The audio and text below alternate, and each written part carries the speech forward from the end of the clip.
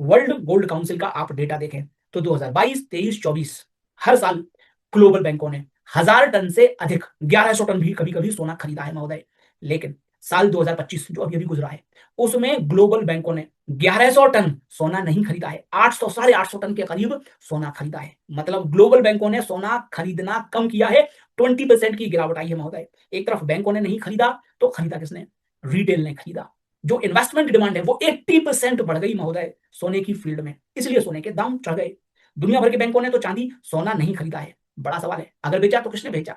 श्रीमंत, बेचा है रूसी बैंकों ने। देखिए, मैं यहां चर्चा रूसी रिफाइनर्स की नहीं कर रहा हूं, वो तो बेचते हैं हमेशा से। रूसी बैंक जिन्होंने रिजर्व में डॉलर हटा के सोना इकट्ठा किया था, सस्ते दाम पर जिन्होंने सोना खरीदा हुआ था, उन्होंने महंगा सोना मार्केट में डंप कर दिया, मुनाफाखोरी कर ली महोदय। इस प्रकार पुतिन ने मौके पर चौका लगाया है। जी हाँ, मेटल के ट्रेड में पुतिन सबसे शातिर साबित हुए हैं। अब रही बात चाइना की, तो चाइना हमेशा ऑफ द बुक, मतलब दुनिया में किसी को बताए सोना चांदी खरीदता है। वो चाइना ने कितनी खरीद की, बिक्री की, शायद वह आंकड़ा कभी पता ना चले। लेकिन महोदय यह भी संभावित है कि रूस के साथ साथ चाइना ने भी महंगे दाम पर सोना बेच के मुनाफा काटा हो।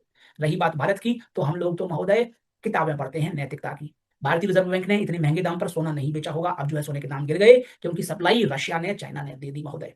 चाइना का डेटा महोदय नहीं मिलेगा, वो तो अनुमान वाली बात है, इसलिए मैं कह रहा हूं कि संभावना है चाइनीज बैंकों ने भी सोना बेचा हो ब्लैक में मार्केट में। यही कारण है कि सोने में आज की डेट में गिरावट आ रही है, ग्लोबल क्रैश चल रहा है, भयंकर बर्बादी हुई है।